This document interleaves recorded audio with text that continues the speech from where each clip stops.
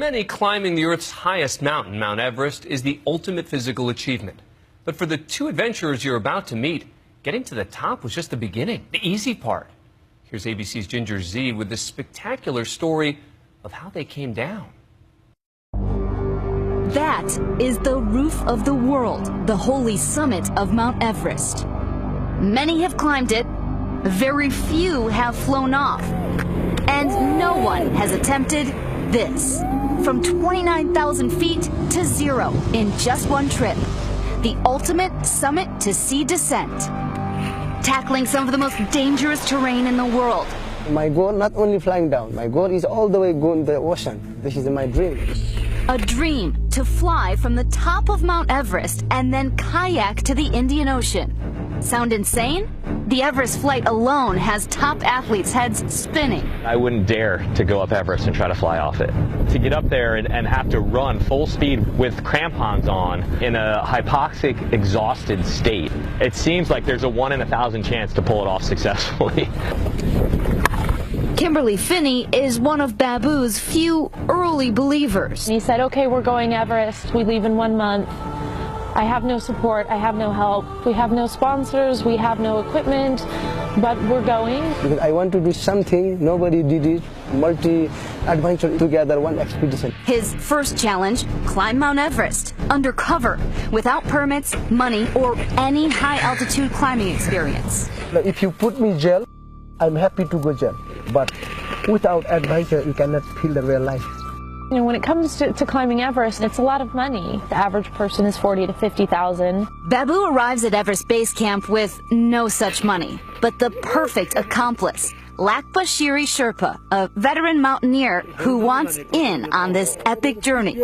You know, the agreement was Lakpa would take Babu up Everest, and Babu would take Lakpa to the ocean. Lakpa knew all the Sherpas, he knew everybody on Everest. They were able to kind of go in and utilize the cooks' camps. Bumming food, supplies, and cramped shelter off other high-priced expeditions, Babu begins to size himself up against Earth's highest peak. This environment is the first time for my life, very tough for me.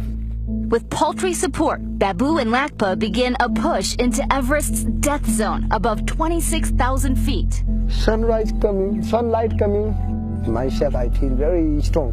We're making summit at the 8:15 like morning. But Babu's sunrise bounce, along with the oxygen, is now running dangerously low. I asked Lakpa, where is our glider man? I need to fly now. I cannot breathe. I cannot do anything.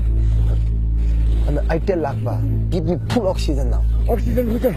With a blast of their last oxygen and a brief draft of good wind, Babu takes their lives into his hands. Ready, Lakpa? Ready, no problem. Ready.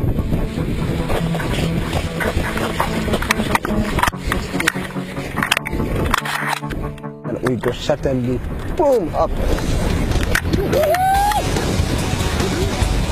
Oxygen, oxygen. And Lakpa, he asked me, my mark, need my mark. I said, don't worry about marks. You are still alive.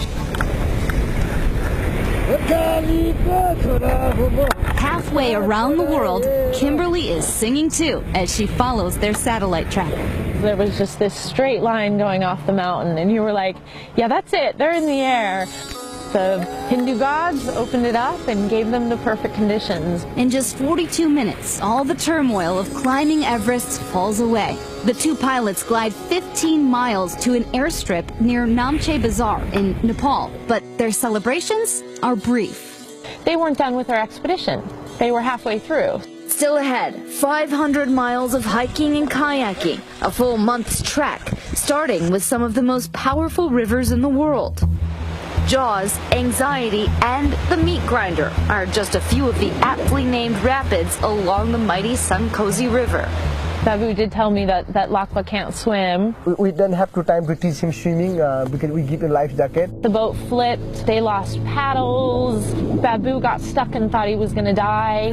And the trials continue even when the Himalayan river reaches the slow, smooth majesty of the Ganges. More than 100 people coming, very difficult situation. They have us our money. From then on, Babu and Lakpa hide in the reeds at night. They were just kind of surviving off the fruit from the trees. Someday only banana, someday only mango. Poor Lakpa. This is a man who can be up at 8,000 meters, smoking cigarettes and perfectly fine. He actually was having a challenging time breathing. 28 days kayaking, more difficult than climbing Everest.